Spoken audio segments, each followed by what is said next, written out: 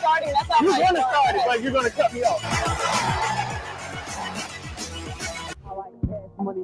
Yeah, that's all I know. I am not a kid. With Steph, man, we're gonna see if Steph can predict the score. You feel me? You know what I'm saying? So Steph, what you think? What do you think the score gonna be? It's going to be 31-10 Miami. 31-10 Miami. You think they're gonna get 10 points? Sorry, shit. I don't know. They're gonna get 10 points. You know what I'm saying? We about to get out here, man. Go hit these tailgates, bro. All right? 31-10. She giving them 10 points. The boy Muko, man, he been wondering his ass around. They deck down that Miami shit. That shit trash. I hope they get the goose egg. Yeah.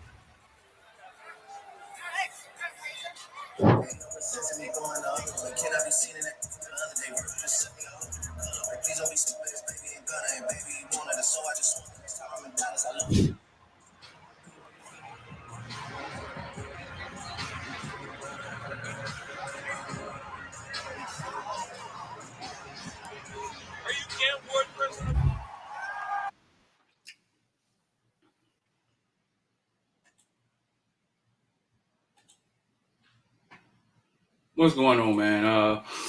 What's up, man? What you just was looking at is our little villain vlog that we post in our member section. It's villain stuff the villain get to see. Shout out to Willie Boston. Shout out to LNV. Shout out to King David, Chris Young. Villains in here early.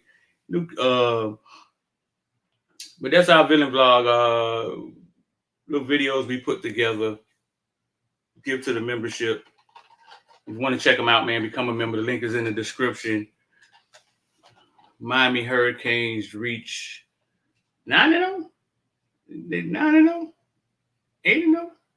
I'm Hurricanes hit 9-0 for the first time since 2017. Everything's from the first time since 2017. Seems like it. Last time we had any success, Duke comes in. People say the offense is shitty, and they start scoring on us early. Go up. They go up for a little bit, but then Miami fights back and putting the boys in the dirt. Almost put 60 on them. We're gonna get in here, man. I'm gonna bring my boys in here, man. Matty got something to say to y'all. He got something to say to national media. He's about had it with y'all, so we're gonna let him get that off his chest. And we're gonna talk a little bit about Cam Ward, Heisman, Restrepo, Jedias Richards going down. Who will fill in for him, and get into a few other things, man. Let me see. 9-0, 9-0, 9-0. All these Cam Ward signs. Bring my boys in here, man. Kyle, Matty, what's going on, bro? Yo. What's good? Yeah, I'm understanding. Another win. Yeah. Kyle, is that an ugly win to you? Is that a who? Is that an ugly win? Oh man, I don't know. This season has been so unorthodox to me, Floyd. I don't even know what's an ugly win anymore, bro. I think we call it ugly because we have high expectations. But man, by the time that third quarter's over, that looked like a just ass kicking. So it's hard to even call it an ugly win. But I get the sentiment, so I don't know, bro. Yeah, hey, shout out to CY. Yeah, man, I seen that vlog. I seen Popo with his shit out. I was like, oh yeah. Let me bust the guns out on these motherfuckers, man. You know what I'm saying? Was it an ugly win, Matty? Yeah, but to quote one Cam Ward, I'd rather have an ugly win than a pretty loss. Yes, sir. It's been a lot of pretty losses. It was a pretty loss last night. Louisville goes into Clemson, and as they was running down, Cal almost called it in heel. I almost called it what you call it, Cal. And they was running down whatever they call it, slope.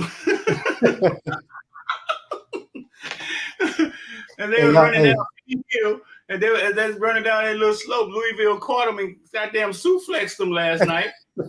Isaac Brown runs all over him. Ja'Cory Brooks has a night. And Clemson, Clay Kaepernick, who's supposed to have been creeping in the Heisman race, has 7 points going to the third quarter. It's crazy how that works, ain't it? I don't know what they see in here. I think he's a starter, but I just never thought Club was. That's not a Clemson quarterback. That's just my opinion. He looked last night, Cal. He looked like a baller last night, dog. He was running around. He was getting away from people. He was playing tough. They couldn't score. I mean, it was weird. They put a drive together early, and then Louisville kind of it was a weird game. But I keep going back to college football today, right now, and the transfer portal and money and how it doesn't look stable. Like it doesn't look stable. It doesn't look as if coaches have full control over what's going on anymore. And there's a lot of other variables that have crept into the game. And for us to still be undefeated, bro, I want y'all to understand in this climate, dog, it's kind of impressive. Mm-hmm. Yeah. I want us to understand that. It's kind of impressive because there's a lot going on with these kids now. These kids are no longer just sitting home bored, nothing to do. Let's go backpedal. Man, we just backpedaled this morning. We got to get better, dog.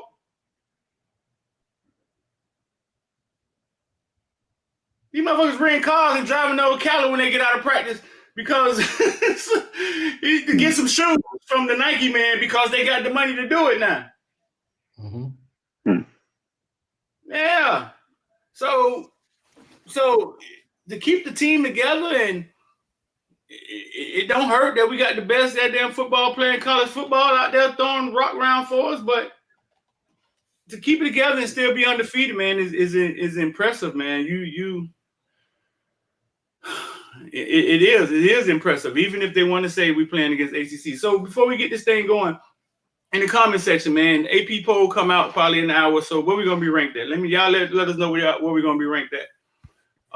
Hit the like button and subscribe. The title is "This helped us tremendously." I think Clemson losing last night helped us tremendously. I watched SMU beat the brakes off of Pitt, but I would still think SMU is an easier win in the ACC title game. Anybody else agree with me?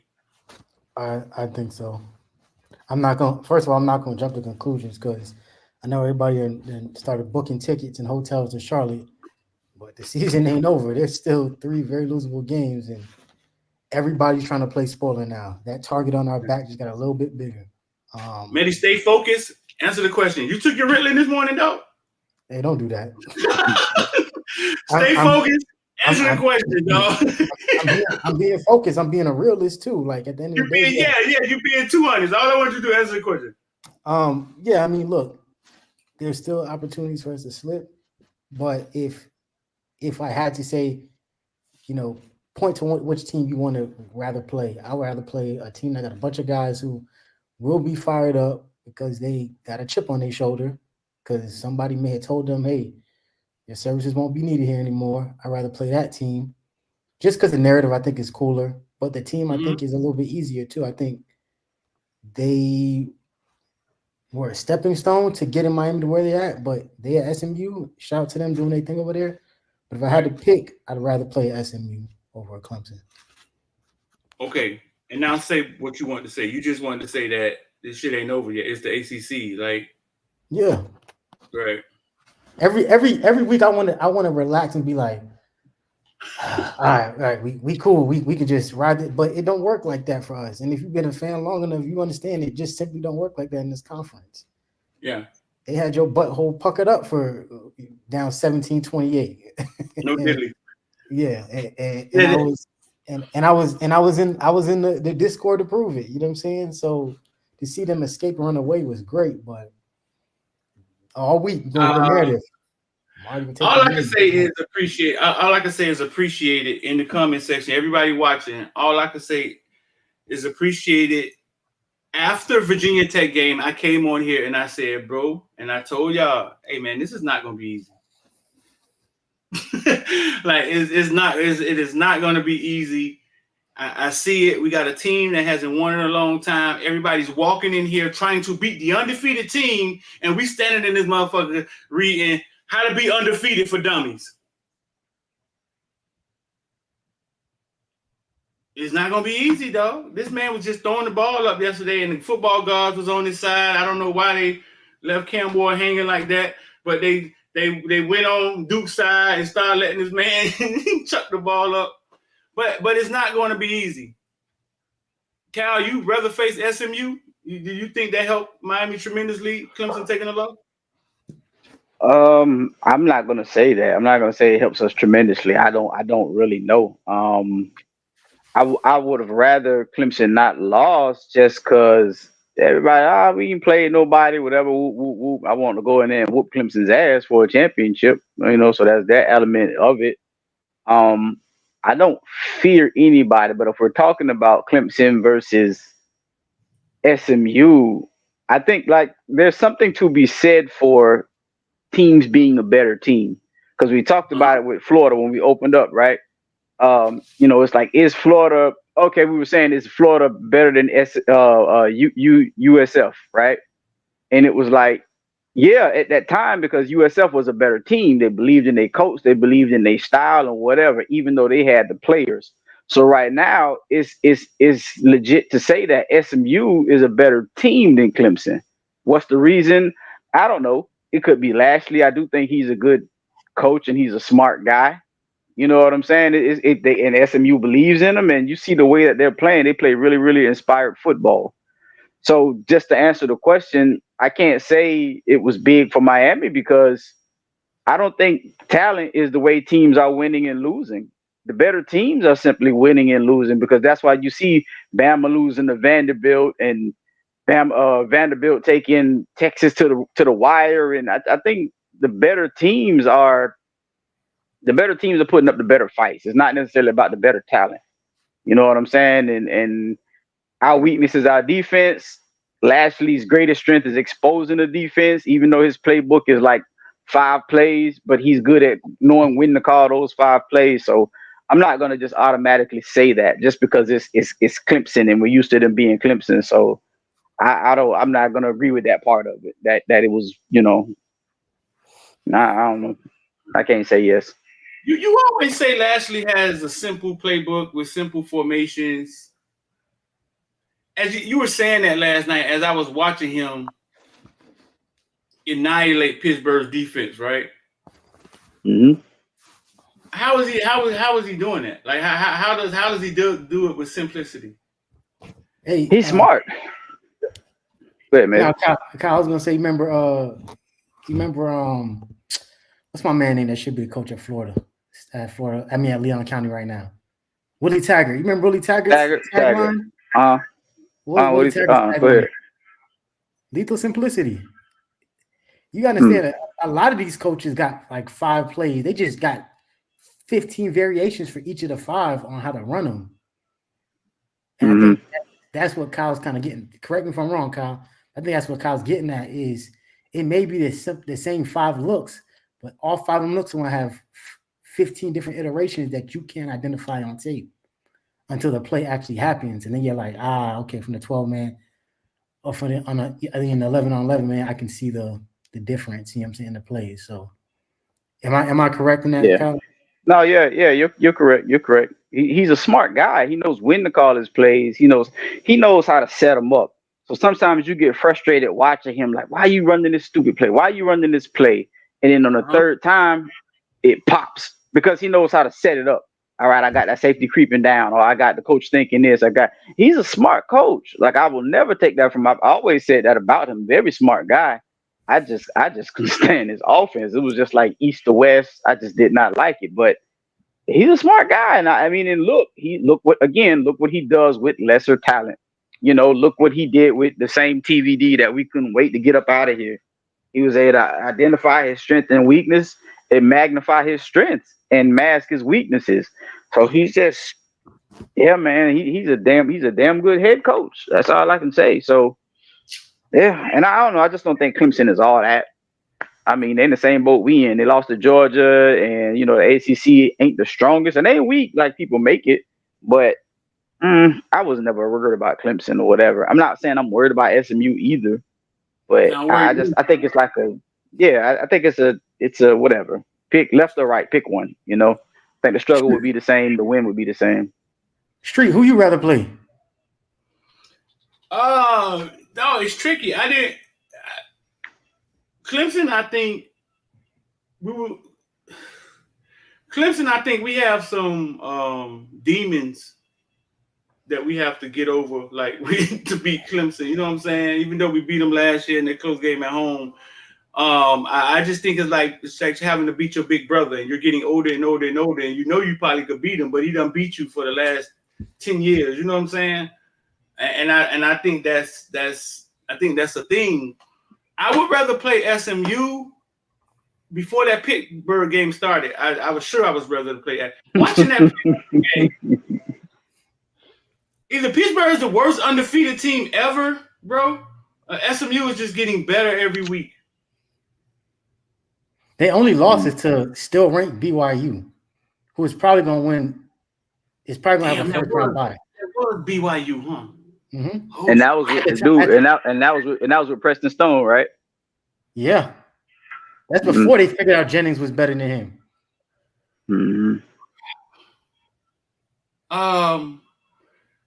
So yeah, I wanted to play SMU. Watching that game, I was like, "Oh crap!" So they can score with us. If we play SMU ACC championship, the score starts off 42-42. And then we just go from there. We see the first person to get to 70 or something. I don't know. You know what I'm saying? What I do believe is that we could line the ball up and get simple ourselves, and with our 230-pound running backs, break those motherfuckers. That's how I feel. They started center. Right. We replaced him in real time with Matt Lee, and he didn't find out till he saw it on Twitter.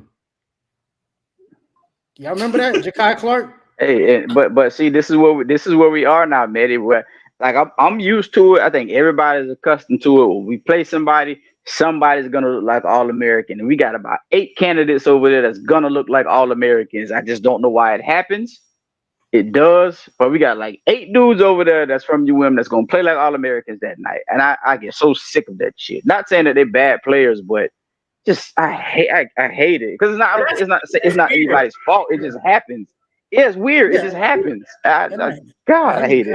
I just feel like, yeah, and I seen it. Obviously, we saw it last week. You know, when Jafari Harvey decided to be, you know, fucking Dikembe Mutombo on a crucial time, right? Like, I get it, right? And it's something that I've kind of become used to now. I think it's an interesting concept to see, like, all these former Miami players, and the broadcasters never fail to bring that point up. It's almost like foreshadowing a little bit, right? Like I said, I'm not looking forward to it. I'm not looking ahead too far ahead because there's still places to slip up for this team, especially with the way defense is playing. But I think the narrative is cool, and yeah, I think, but yeah, they will look like All-Americans per se. But I just think where the beauty in that lies is that we didn't replace them with shittier players. Like, they left, they went to somewhere to get an opportunity to play, and in the beginning of the season, I was like, man, I'm glad we don't get these guys in the regular season, but what better crescendo to a season? And I ain't saying that's the crescendo is if we reach the top, but, you know, climbing, than to play a bunch of guys in the ACC championship, and then they get to end up, you know, possibly playing us in the ACC championship, and then they're going to probably make a playoff spot. Their resume, I would argue, is probably stronger than ours right now. With that BYU loss, and so many people, you know, gassing out. So I think it's going to be a unique circumstance. Yeah, they'll look like All-Americans against us, but at the same time, we have the defense and the players that we replace them with to pace them to slow them down, in my opinion. Right. You know what I got a problem with, and I'm gonna be honest with y'all because I'm probably one of the only people who have this perspective. Is I know how good Brashard Smith is at running back. I've been saying it since day one. Okay. We're gonna get pissed off Brashard Smith, right? And it makes me feel like it's gonna be that 8-year-old, that 9-year-old that I watched. And we're gonna have to punch him in his fucking mouth. No, like literally, they got one of the better running backs in college football, and we didn't because he didn't want to play it here. Whose fault is that, Street? No, it's nobody's fault. It's nobody's fault. Did you hear it? It's his. No, it's his fault. It's his fault. Don't look at it like that. I know. Did you hear the story Huh? about how he? Did you hear the story about how he got the running back at SMU? Oh no, I did. I know how he got the running back. I know what Lashley told him. Yeah. Right. So, and him coming in here pissed off is going to be. We're gonna have to punch him in his mouth. You know what I'm saying? We're gonna have to stop him. I wish he would have played it here.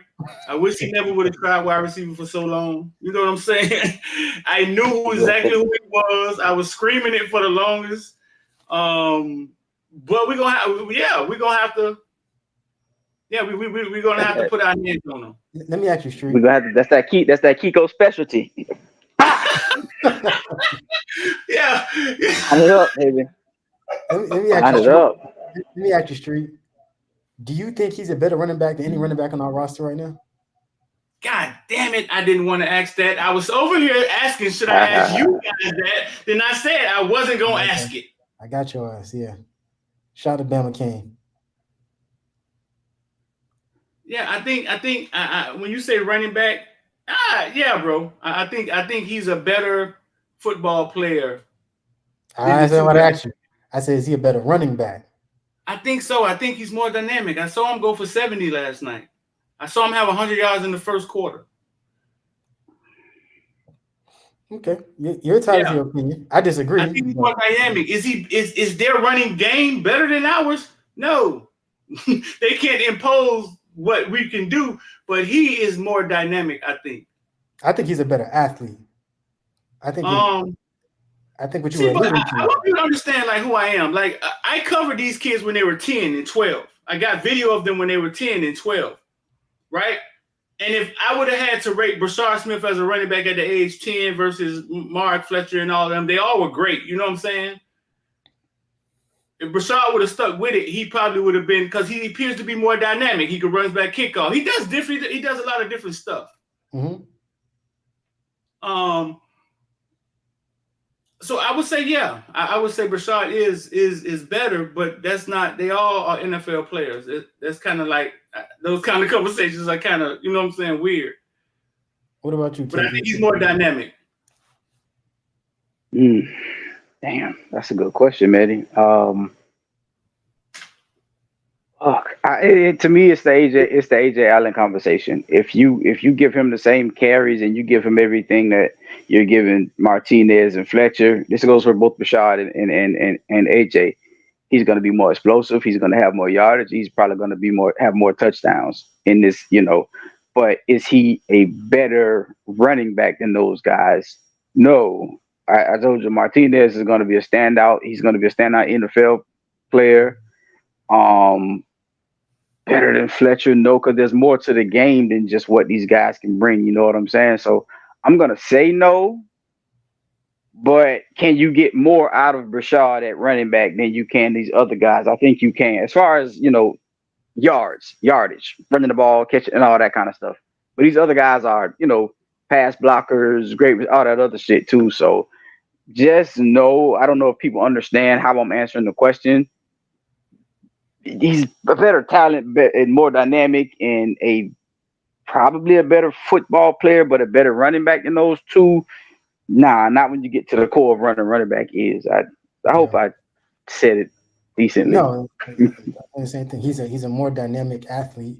He's a better athlete. he's a Swiss Army knife. You can put him in a lot of different places and he's gonna make a play. But straight up running back, like get in the backfield, like he's the same mold of the Henry Parishes. Shout out to Henry Parrish. Get better soon. He got hurt pretty bad yesterday.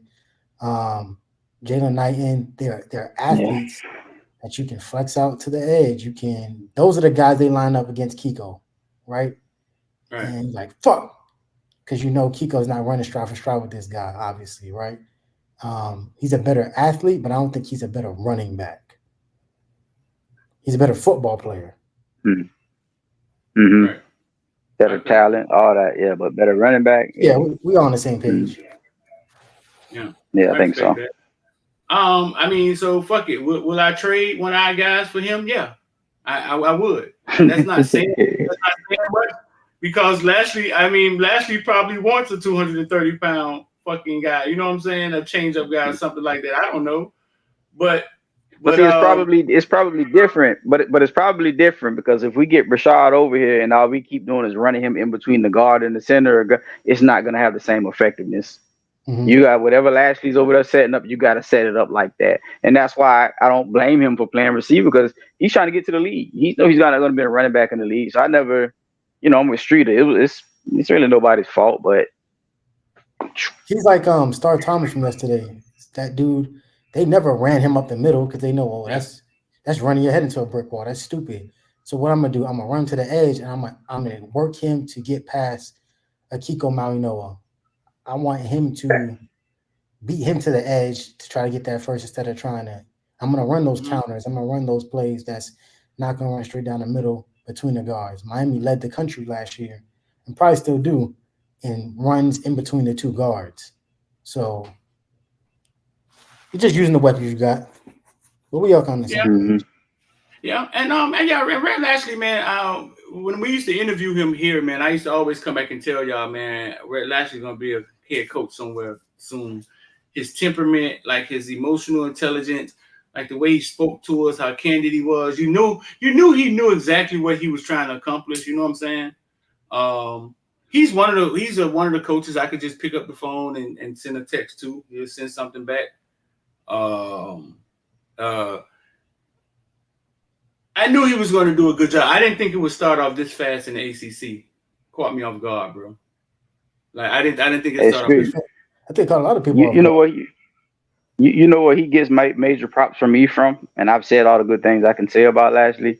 He gets major props because of the job he did with TVD, and then the fact that when TVD twice was about to hit the portal and did hit the portal, he didn't go after TVD because he knew what. No. I can do what you know what I'm saying? Like he wasn't a guy that was relying on that talent. You know what I'm saying? He was just like, you made TVD like a damn All-American. And the minute this guy was about to hit the portal, Lashley didn't even blink. I'm not saying that he knew TVD was trash or nothing like that, but he just knew he didn't need a TVD. So like, shout out to him, bro. Shout out to Bama Kane with the $20. Just cause now my Bama fans saying they need to put us in the SEC. Bama Kane says Bama fans saying we need to be in the SEC. Yeah, I mean, I got in a whole argument with somebody the other night, you know what I'm saying, about this. My homeboy, Austin Simmons Day. Whole argument about SEC hand down better and Cam Ward balling in the ACC. He wouldn't do it in the SEC.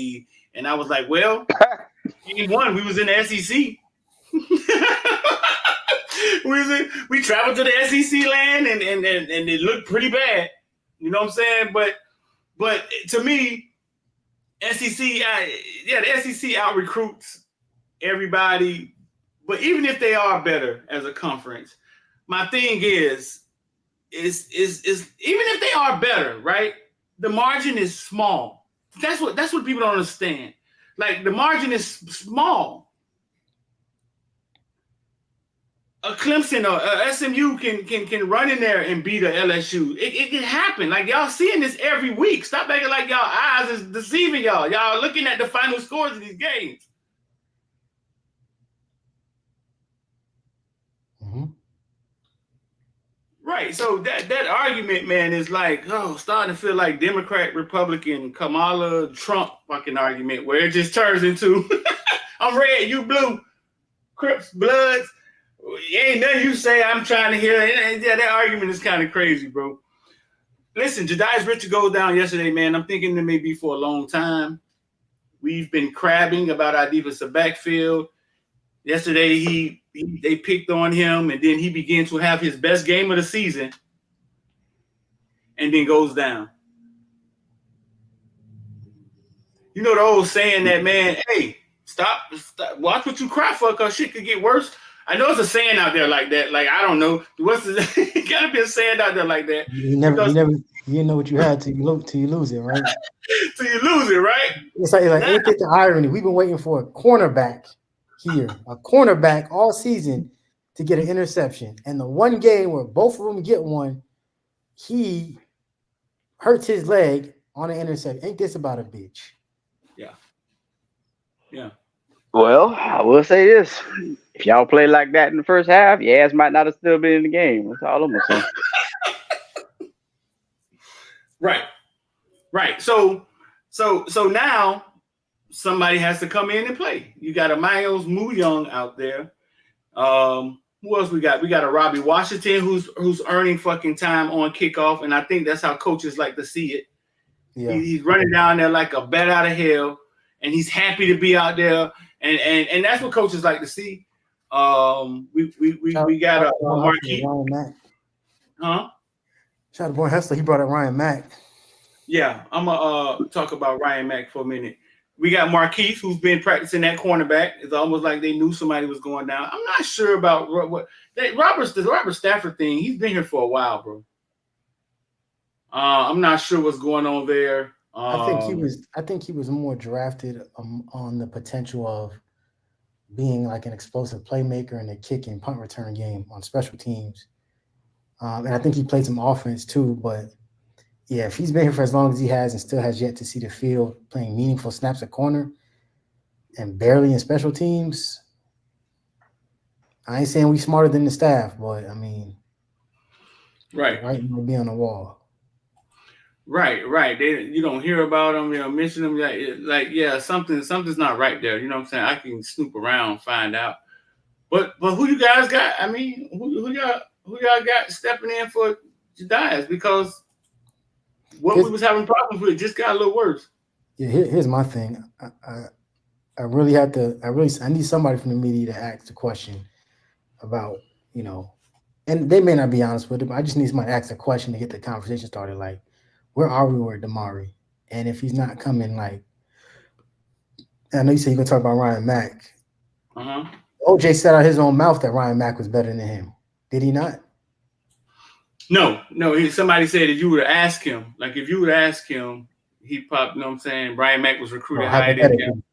Yeah. They said if you would have asked him, because they come from the same place. I mean, they played with the Ravens on the same team for a while, played at St. Thomas, and basically Ryan was rated higher.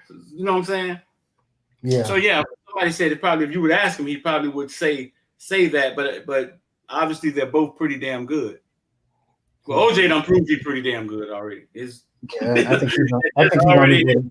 He done put that down already. Yeah, I think he's already sealed up a freshman All-American. It's very rare for someone to show up and play to that caliber out the gate, knowing that there's other people on the roster that's better than him. Right. I think that's a pretty telltale sign. But I need to see Ryan Mack. I need to see what we got there. I don't know if it's just he's been playing special teams. I don't know if they're hiding an injury that he got or something like that, or if he just didn't turn the corner. But if there's Ryan Mack it's the same thing the conversation we have every week about Zaquan. If someone like Ryan Mack, who we known has locked up some of the best receivers in South Florida, and we cause bias if we want to, but if Columbus, Ohio is clamoring for number 4, then obviously we can't be that damn biased. And if we sitting there saying that dude gave him a fight and he's on our roster, I don't understand where the conversation needs to be had. Like, throw him out there and let him and see what he's got. Right now, granted, we're not coaches; it's just all hypotheticals. But I need to see Ryan Mack. Okay, so Ryan Mack, here's his problem. He was dinged up all through spring. Okay. Hamstring getting dinged up all through fall. Didn't get any of the installs. So that just put him. He's just behind. Like he's behind when it comes to the installs. What's going on with the defense? He hadn't been practicing. So I don't know. I don't know if you see him. I'm not against Zaquan because if correct me if I'm wrong, I remember Lance saying Zaquan was playing some backup nickel to Damari.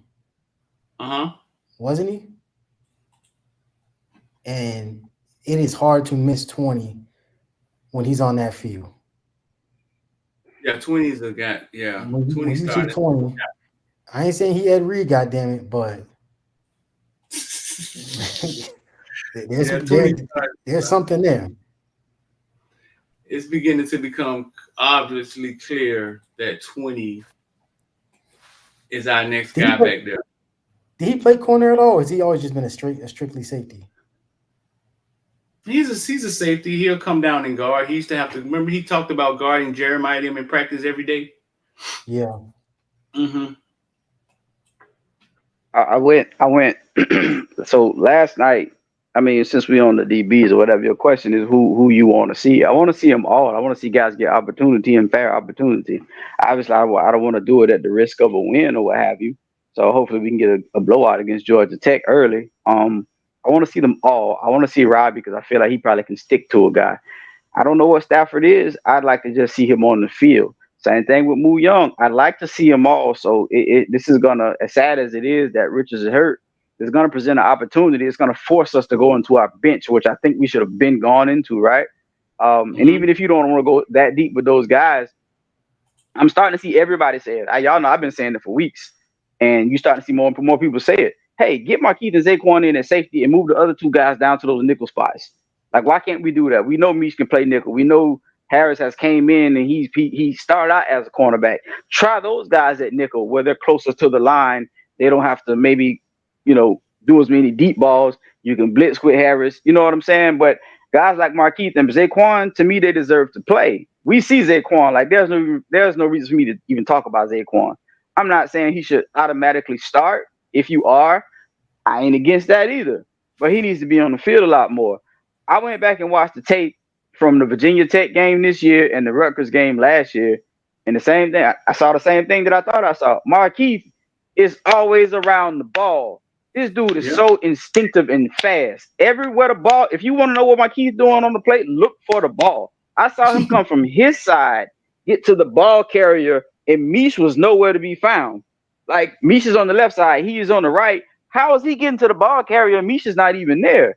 Like, he's instinctive and he's fast and he's see ball, get ball. I understand he's small. I understand he can get blocked.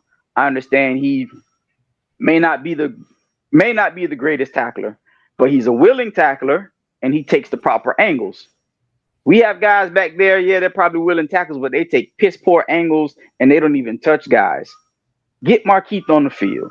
Get Zaquan on the field. And maybe Mish and Harris can help you out at that nickel spot so you can keep OJ and Porter on the boundary. Porter looks terrible in the slot. I mean, so this injury may force us to actually start tinkering and doing some things, man. And I'm hoping to see more guys come in and guys do different things. What's the holdup?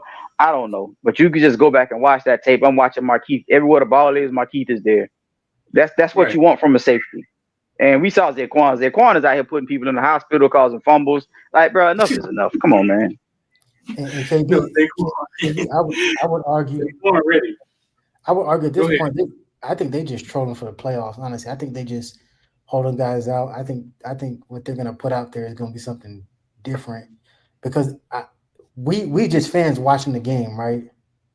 And we cover the team. We can't be seeing this in real time and then the staff seeing this and being like, nah, like there's no way, right? So at this point, I'm starting to think, what is strategic and what is not?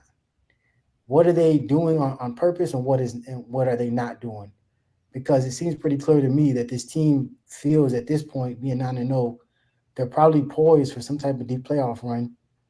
Looking around college football, like you said, like Street said in the past, and seeing all this parity, I would have to think that there has to be a conversation at least about, man, are these teams really not that good? And if so, Are they just putting these people out here for the sake of, hey, we can survive the storm because we got Cam Ward, and then when the time comes, you really put in the guys that are going to be the playmakers and the difference makers? That's my only explanation I can come up with at this point, because I can't see how we seeing it and they seeing it, because they got better. They get the 12v12, you know what I'm saying, the over-the-top film. We just get what we see on TV. But there was a play yesterday I'm watching Zaquan, and the way this man broke down, came out of his hips, and backpedaled at the safety, I said, I love Mish, don't get me wrong, but I haven't seen another person in that secondary do that all season. And I said it last week. I said, hey, shout out to Jaden Harris. But once again, here we go. There was a play, I think, in the first half. Was that this game or was that Florida State? That was Florida State, I think. But just plays where he's in the area of the ball and he can't make the play. He can't, attack the ball, jump the route. He just can't do it. Like I said last week, if it was a soccer ball and he was a goalie, goddammit, you know what time it is. You know what I'm saying? But it's not. It's a football. Yeah. So like I said, we can't be seeing this, and the staff seeing this. I don't know. Maybe they just got something in their back pocket, because you got to plan for a second season now with the playoff. So it's kind of like you can. Go ahead, Kyle, and I'll give an example. No, go ahead. real quick, I was just gonna say, like, that can be the only reason I wouldn't go with that theory, and I know why you're saying it. You know what I'm saying? Because we're just like, we're mind blown at this point, right? The only reason I wouldn't go with that theory is just the simple fact that our communication is so bad. Like, there's no way we're gonna throw these guys out there in the playoffs and expect it to work, because our communication right now is so bad. Like, these guys need to get familiar with each other. And that's the thing. Like, it ain't even about the talent back there. It's everything up here. Our communication is bad. Knowing our assignments is so bad. It's so terrible, and it's ugly to watch. But it's all from here, so it's kind of like I wouldn't trust putting those guys in so late. You know what I'm saying? Knowing that our guys already struggle with communication. But I know why you're saying it, because it's mind-boggling to us, like, as to why. And sometimes two things too. Like, sometimes coaches mess up, right? It took us 6 games to start Greg Rousseau over I forgot the other defensive end that was here. I forgot. It took us not 6 games. I forgot how many games Taylor? It was. But it took how many games it was? Was it Taylor? The dude that went to the Patriots, right? Not Harris. Trent Harris? No, not at all. It was the white dude. He ended up transferring. Oh, He Scott was a Patton. decent DN, Scott Patchen. That's who it was. It took us, I don't know, 4 or 5 games to bench Scott Patchen and put Russo in, and we're all just like, hey, what the hell is going on? So sometimes coaches do mess up, and sometimes coaches are scared to be uncomfortable. Like, even with Patchen set the edge so well, and maybe that was just Manny's comfort level at that time. So maybe right now Guidry has a comfort level with Mish and Harris that we are confused about, but maybe that's just who he's comfortable with. Anyway, go ahead, Street. No, I mean, all those right. Ashley Powell, start off with the 499. Miami versus SMU ACC championship. Do we like that matchup? And should we at least He was down here late. top 3 this week?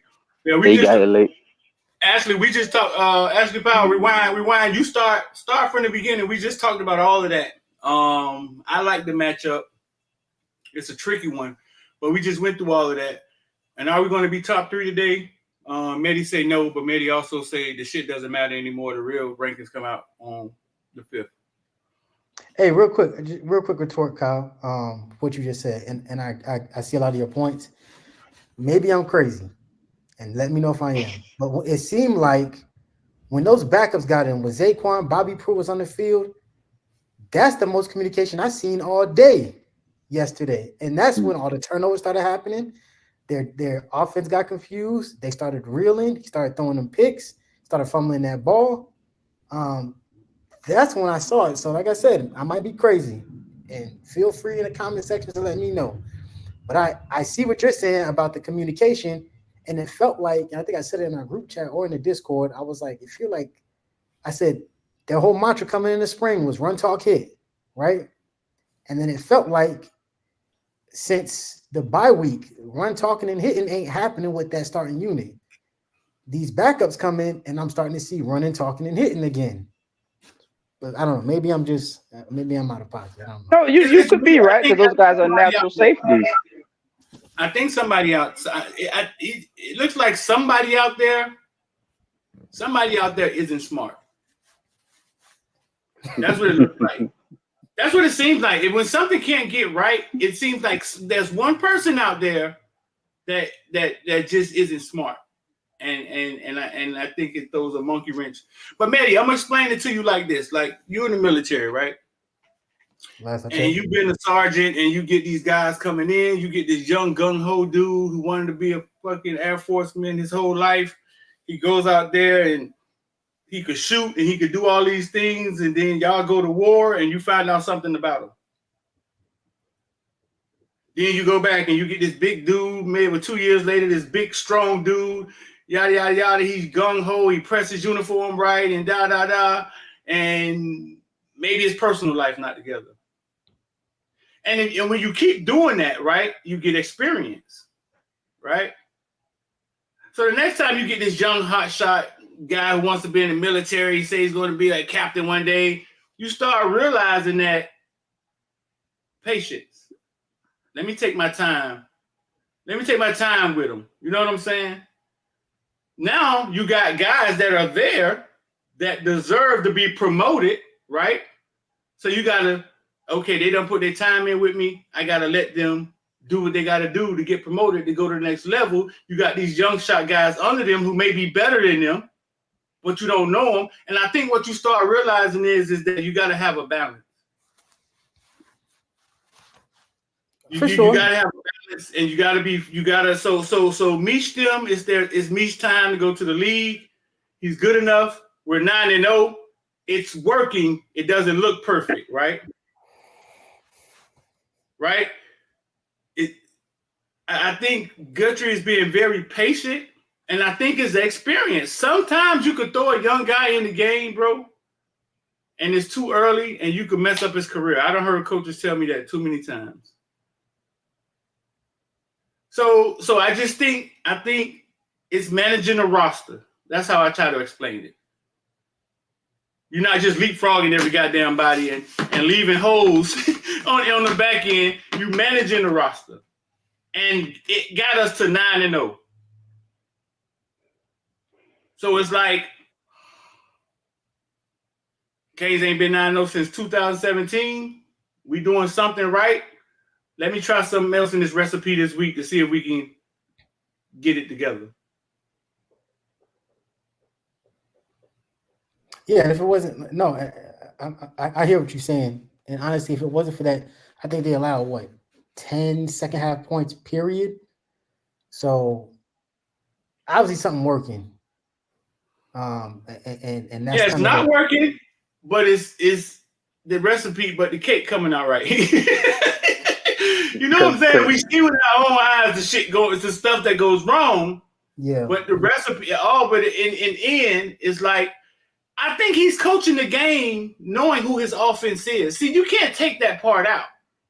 If it was TVD, then he know he would have to do something different. Yeah, and that's kind of why I'm in the group chat, is that we got to look at the mesh point between Dawson and Guidry, because I think they have done a phenomenal job just in the past 2 seasons feeding off each other. It's like, I don't know how many it's just your quarterback you had a true freshman behind him. Yeah. You had a JB, and you had was Judd wasn't on the roster yet, was he? No, that was Emory. Just JB Emory. And it's like, well, we gotta use Tyler. Like, we don't got a choice. We pay the money, you gotta be here. Defense I think that bend don't break was a lot more rigid last year, than this year. And I think this year is like it had to be. Yeah. I think We attacked last year. Yeah, it almost attacked last year. Yeah, it almost had to be, hey bro, we gotta score 7 points this week. Yeah. Every week. Like we gotta figure out a way to help these motherfuckers out over here on this side. This year is like, bro, just don't fuck it up.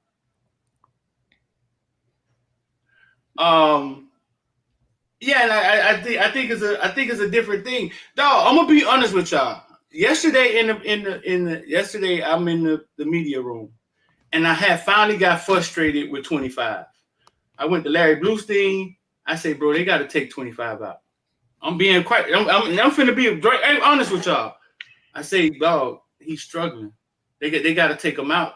This quarterback is saying hike in 2 seconds, just throwing the ball to his man, like just throwing it up blindly, and his man is open.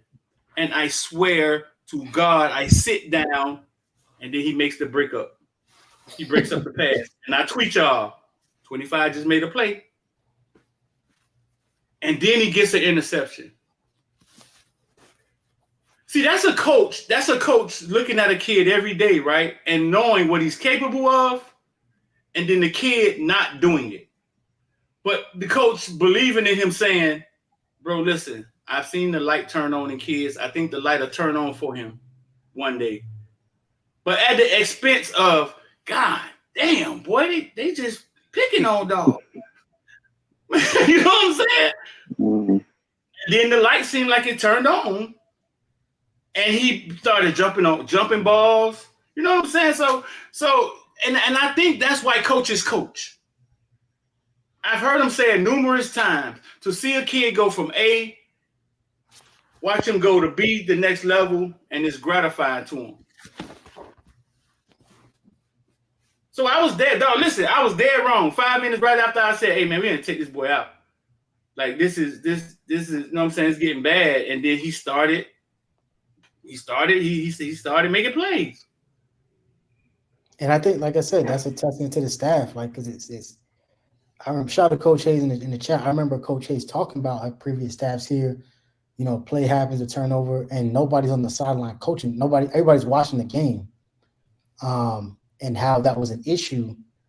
And since Mario has been here, that don't seem to be a problem anymore. Like, guys call that sideline and say, hey, what did you see?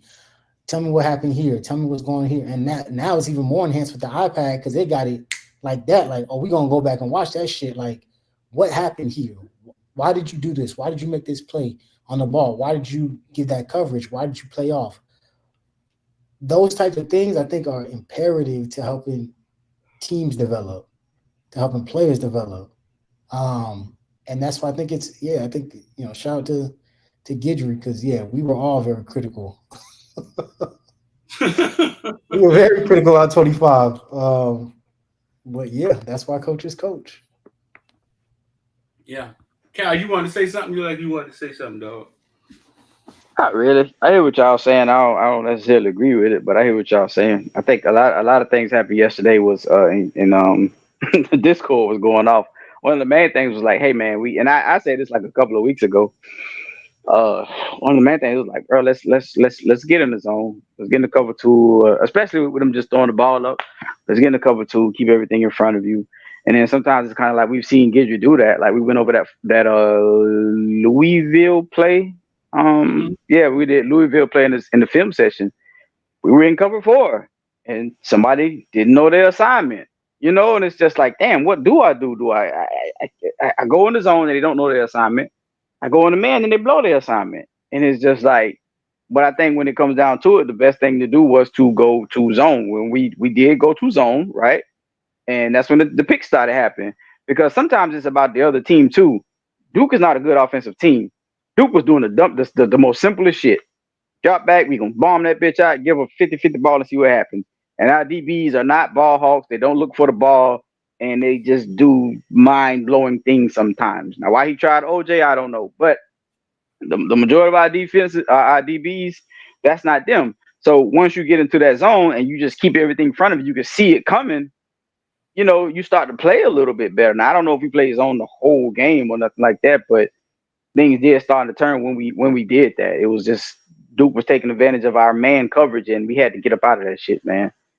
Yeah. So, I think they're not ball because what you're saying, it seems to be a lot of confusion out there. So if you're thinking, like you're already behind the power curve when the play start, like, and that's why I think every time the ball gets thrown at Porter, his back is turned. It's like you just talked about lastly his simple offense. Obviously, this defense to those guys out there, it isn't simple. I don't recall Cam and James them looking like that though. I think a lot of that had to be do with natural. But you said we knew coming in that Cam was extremely cerebral, and we knew that James knew everything that was going on the field. I don't think Misha's that good of a safety. Whatever he was doing in Washington is what he need to be doing over here. And Harris is just not a natural football player.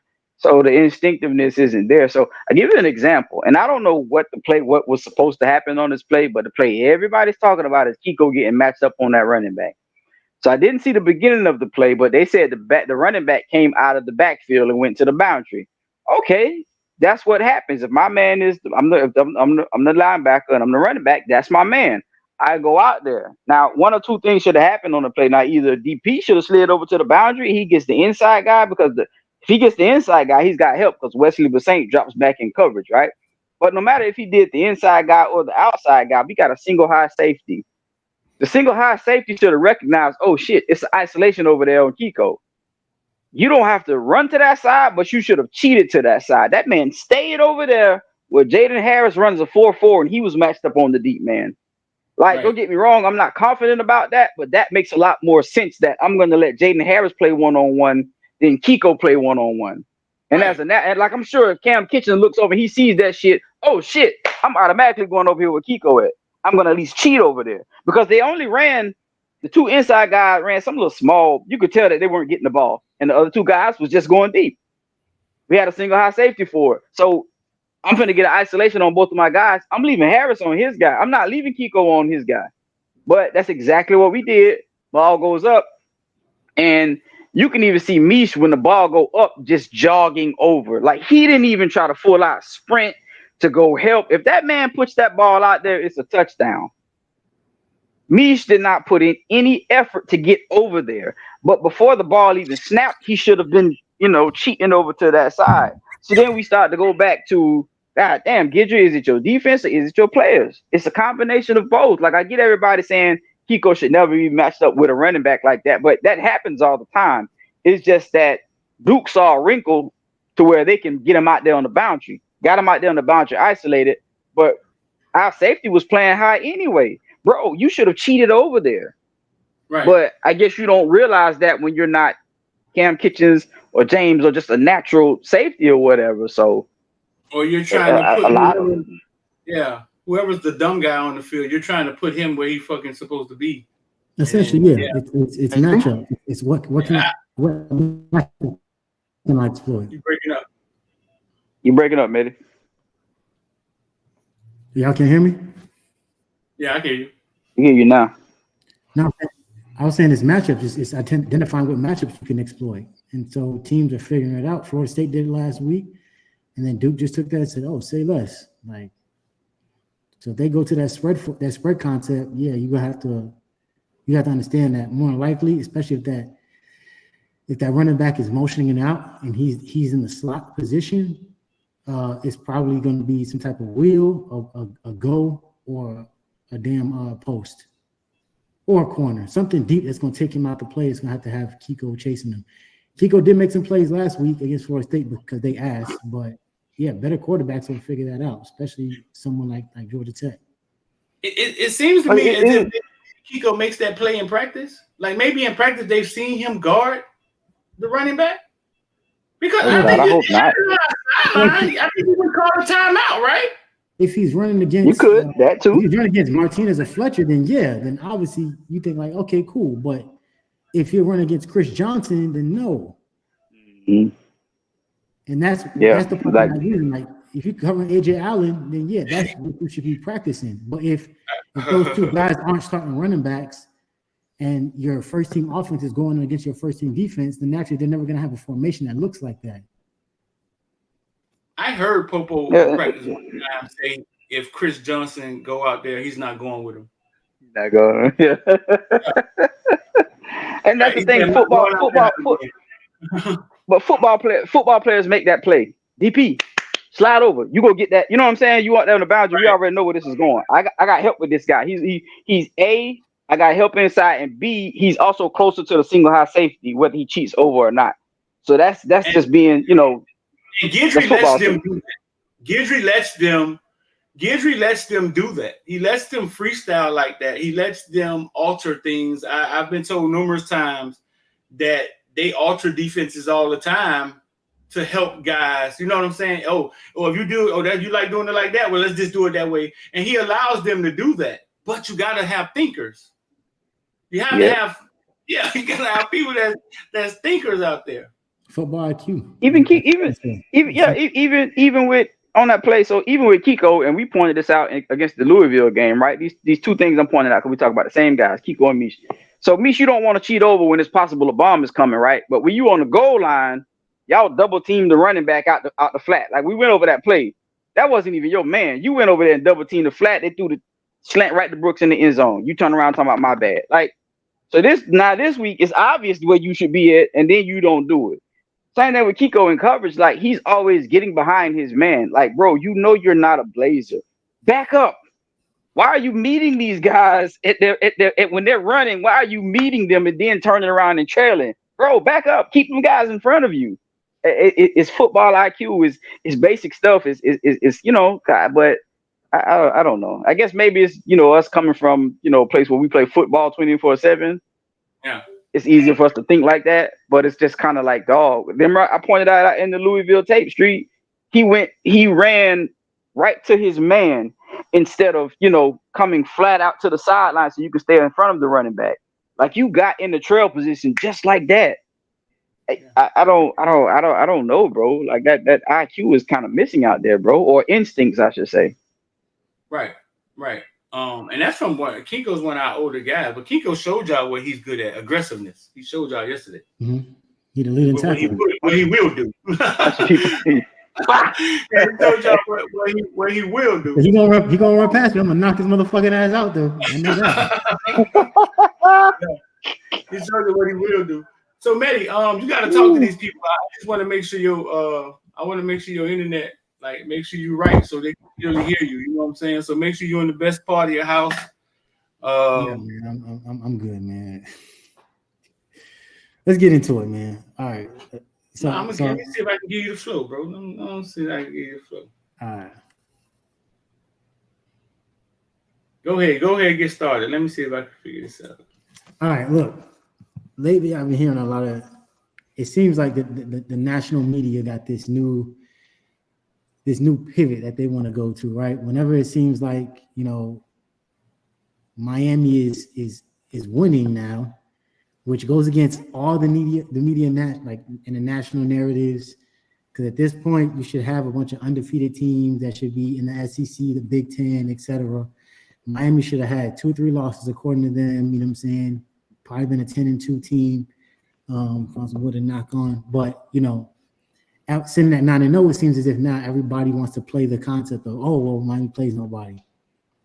Okay, so when we're going into the game, it seems like Miami's probably going to lose. They may say in their prediction Miami wins, but it's they've been in a lot of close games. They haven't been playing teams that. And I'm here right now, so when y'all hear these people, y'all can go out and give them the facts because Medi looked them up for you. All right, so let's get into it. Miami plays nobody. Cam Ward has faced the number 26 defense in America in Cal. Came back from a 25-point deficit, won the game by a point. Number 31 defense in Duke. Came back from a 17-28 deficit, came back and won the game convincingly. They got Georgia Tech next week, who's a 27 defense in America. For context, for all the stuff that we talk about and all the shit that we give, Miami has the number 14 defense in America.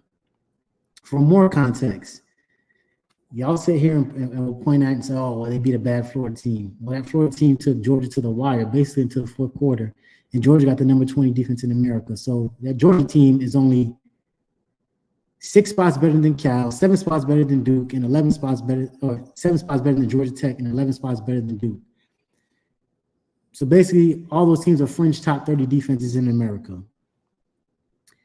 For more context, people will sit here and say, well, Texas got the number 1 defense in America. Texas has no teams right now on their record that currently are ranked. They have a bunch of teams that they play that were ranked at the time. None of them are ranked right now. That's Oklahoma, Michigan, Vanderbilt, all of them. And Vanderbilt took them to the wire, and they won by 3 points, I think, 3 or 4 points.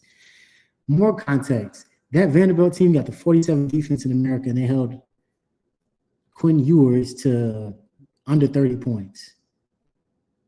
And they scored, and they allowed 24.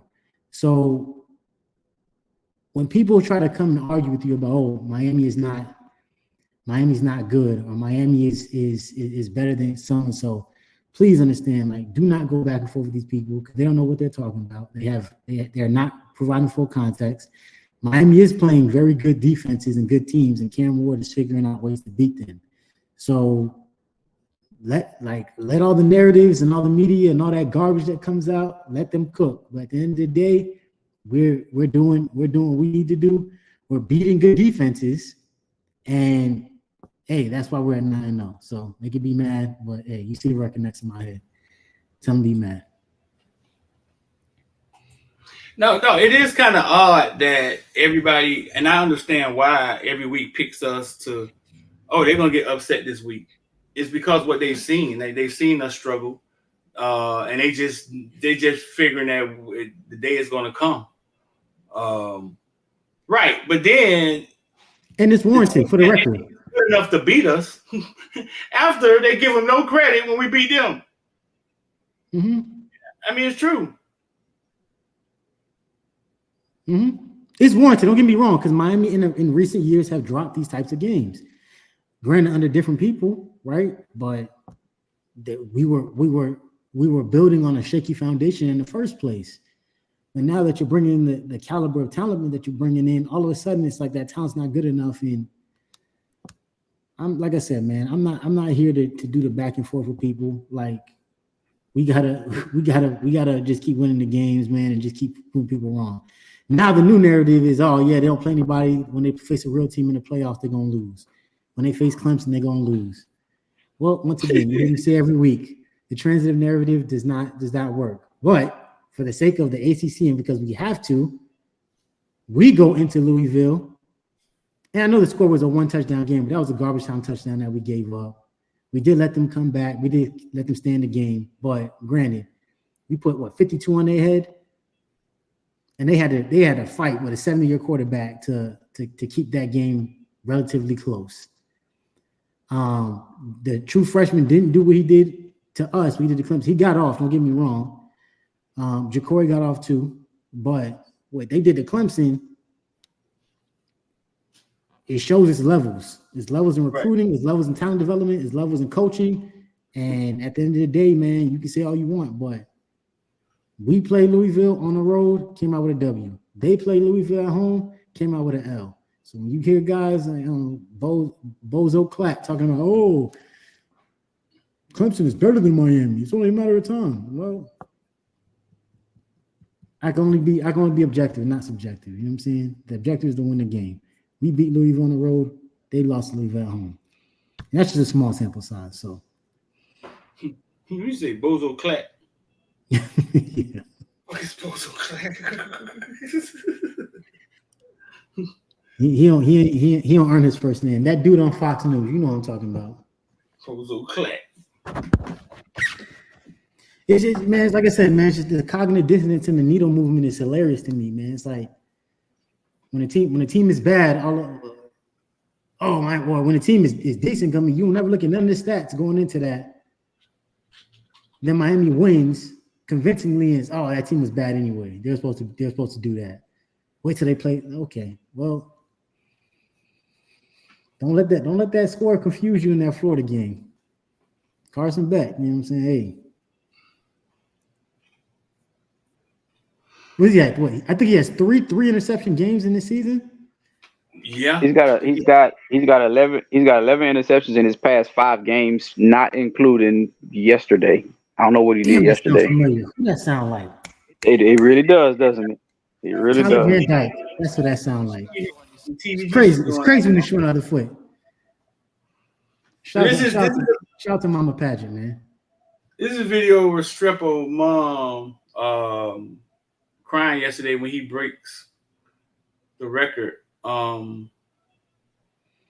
Restrepo mom's at every practice, every day, for as far as I can remember. I've seen her there. He is now the leading yards leader in University of Miami history. Yards leader. I think it's yards and reception. Yeah, Yards and receptions. And he played here 4 years? Chris stupid. 5? Is it 4 or 5? Yeah, I think he's at 5. Yeah, but I don't know if he played that much in his freshman year. Oh, he had a season where he hurt his foot, so he didn't play that much. That was his 3rd year. The year we lost that was his first year, wasn't it? First year. That was Mario's first year. I'm pretty sure he hurt his foot. Oh yeah, the Texas A&M where we didn't have no receivers. Yeah. Mm. It's like now to go back to your point, KB. It's funny how that narrative switch, right? Then we have a guy who had a period in a not so distant past. He had 11 interceptions over a certain period of time. If Georgia keep winning, right? Hey, the committee won't look at that, but let it hit mentality. Okay, I'm just gonna leave that alone. Shout out to X, man. 100%. 100% true. So I thought he would have had a whole section. He probably somewhere else. I figured I'd see the whole section of Spanish people out there. It's always was. It has always been her, the uncle. He always has had a big crew. I don't know where they're sitting at. I don't know where they at, but he's always had a big crew with him. Restrepo's gonna go down in University of Miami record books, kind of like Rambo broke a record while he was here, right? Yes, single yard, single season receiving yards. Rambo came here for a year, lit it on fire. I think on his I think it's one of those things where when you ask 5 years from now, who's the leader in Rambo's record, a lot of people are going to be like, you're not going to remember, you know what I'm saying? Remember it was Rambo, right? Yeah. But Restrepo, bro, has consistently just delivered for the Canes. And I remember at one point we didn't think he would be as good as Berrios because they kind of did the same thing. And now it's like, I don't think it's close. I don't think it's literally not. No, I don't think it's close. I think, and for everybody who hasn't heard these stories that I've told, that as a junior in high school, I said to myself I was going to stop doubting Restrepo because I had seen him stand in too many rooms where he wasn't supposed to stick out like a sore thumb, where he was supposed to get shut down, where he was the curly head Spanish kid who looked like he should be playing soccer at the Nike camp with the best kids in the city, and he doesn't look like he's supposed to get open, and he get open every fucking time. And I said, okay, I'm gonna stop. I will never doubt Restrepo again. Whatever he has works on the football field. And he proved it to be true, bro. Like he plays football. Yeah, he got a presence that's definitely gonna be missed. The same way we talk about, Cam Moore and all that. I don't want to look too far in the future, but there's a presence about him that's definitely gonna be.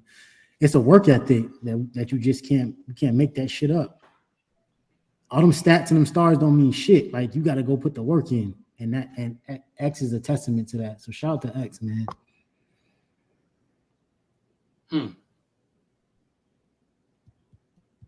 He's the type of example. He's the type of example that Mario uses to a kid who may not have all the accolades, or to a kid who does have all the accolades, that comes in with a prima donna mentality and I'm a 5-star. It's like, man, look.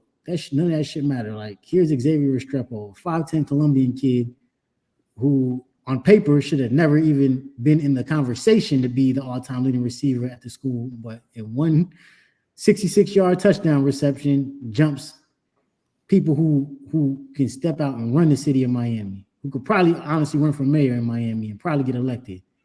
And he jumps all them people. So, yeah, it's the work, man. It has nothing to do with the accolades and the rankings and the recruitings. Is you go do the work. Simple.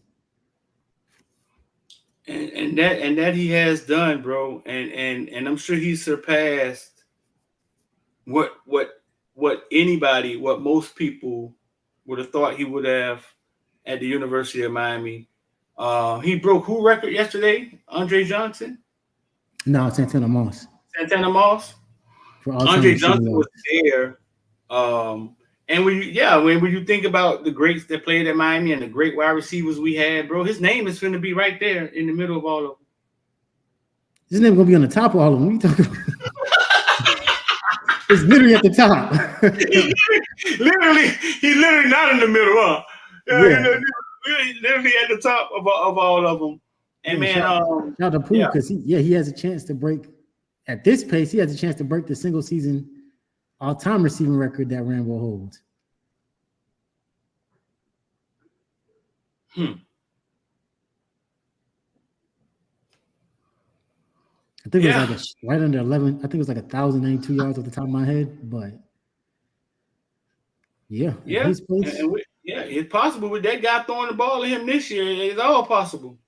Mm-hmm. Then we talk about that at the beginning of the season. You're going to get less of X, but more of X at the same time. TVD being here and forcing him the ball 17 times a game, 12 times, whatever. That wasn't it. Now he's getting less targets, but a lot better production, more touchdowns, more yards. You know what I'm saying? He not there killing himself and shit. And, man, Cam Ward has been a godsend, but I knew it was going to be helpful for X. It was going to make him just his overall game better. He's not just a guy that just catches a lot of balls. It's going to be less catches, but more of everything else. And for him to cap it off with that catch, man, you can't write that up. You can't script that any better. Yeah, shout out to Mama Patrick, man, because that's got to be some. I ain't no parent, but that got to be some crazy shit to think about, man. Like you gave birth to a kid who, on paper, should not even be in that conversation. He ends up being an all-time leading receiver at Miami. That's crazy. And bro, I mean, doubt it.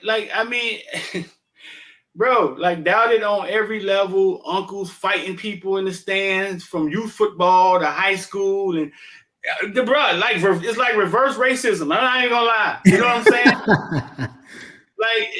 And they stood in the paint. They stood in the paint, bro, as a family.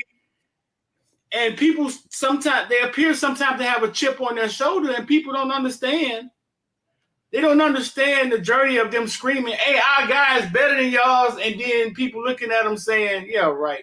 You're gonna have to prove it." And he proves it, and then he gets to the next step. "Hey, I got better than y'all's." "Yeah, right. You're gonna have to prove it." And then guess what? The combine's finna come around, and guess what he's gonna have to do again? Do it again. Prove it. Yeah. He's gonna have to do it again. Now it's gonna be loud. Every Restrepo, they don't talk about everything he can't do. Maybe he don't run fast. Yeah, bro. And he's just gonna have to prove it again. I think it's crazy to think how long Miami is 20 years. This is 20th anniversary being in this conference. I don't think, all the talent that's come through this program, we've never had because it's pretty clear he's going to be all ACC. I don't think anybody in the program history has been a two-time ACC first team All-American, or all ACC, excuse me, at receiver. Think about how many receivers we've had in the ACC since we've been here. And we've seen some great ones. Mm-hmm. He's clearly, because I think he's the leading ACC in receiving yards. He's clearly going to be for a second year in a row, a first team all ACC player. And all the receivers we had here in 20 years, none of them even got close to it. Right. Right. Crazy work, man. Crazy work. But you love to see it. No. God not through with him. I'm gonna tell y'all right now. He can go undrafted. He can go undrafted. Yeah, nah, he gonna find his way on the team. I'm telling you right now. I ain't saying he gonna be a Hall of Famer or nothing like that, but goddamn it, the NFL is going to have him. Nah, bro, what he got working in the NFL, I mean, is it's a blanket for a quarterback. He understands angles. He understands leverage. He understands where the quarterback needs you to be, where the quarterback wants you to be. He understands down and distance, and he understands football, and it works. It's going to work, and it's going to work in the NFL too. Goddamn it! Period. We got 1,000 people in here, man. Hit the like button and share.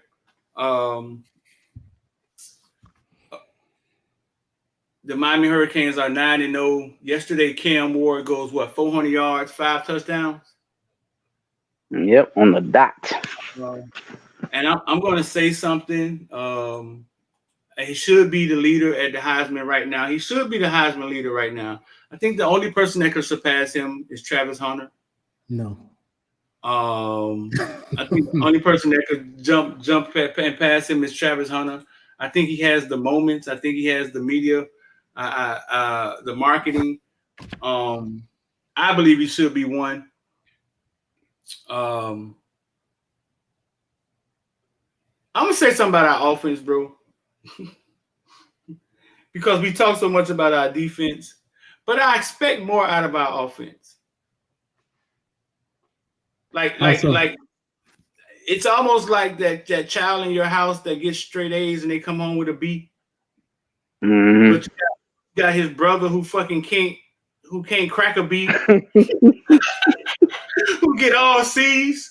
You know what I'm saying? And you're like, come on, Kevin, man, you could get a B. But then you slapped Mary in the hand because Mary came home with a B. She had all A's, and you know she has no business having a B. Mm-hmm. I expect more out of our offense. So when the defense early is stopping people and the offense, you're moving the ball, and then the defense gets the interception, then our offense gets the ball back, and we start playing Wheel of Fortune with the goddamn playbook or something. I don't know, bro. It's like they start doing, and then Cam started being Cam and being loose. And I think sometimes the offense gets a little irresponsible. Now I know this is hard to say because if there's any more points, then that means we got 80, right? But nobody in here that watches the Hurricanes play can't honestly say it doesn't feel like we could score 70 points on the team. Easy. Like we leave 21 points out there every week. Yeah, I was gonna disagree with you, but it doesn't matter if I do or not because the offense themselves will tell you that shit. Like, yeah, you said it. Like in his post game with Don Bailey, he said, I expect to score 60 every week. Cam Moore said that. Yeah. It looks like it could be 80. It looked like it could be 80 against the wrong team. It's up to him. It's totally up to Cam. I don't think he understands or sees the increments that you can make it to 80. Like we talked about the other day, stream. We was talking about trading. When we talk about doing things that are feasible, how easy is it for you to hit Damian Martin on a check down? Right? Oh, I got that all day. Okay, well, do the shit. Because you do it, you're going to matriculate downfield and you're going to score. We're not going to punt anymore. We're going to score each time. But Cam is looking to get it quick, get it downfield. I'm not knocking him for it, but I think if he just sat there and understood, all right, let's just get this first down. Like even the first touchdown, that wasn't that bad. It wasn't that great of a decision, bro. That man got his hands on that ball. He could have hit the man in front of him, just get the first, and we can keep going, right? But it's Cam Moore, whatever. We it happened. We get it, right?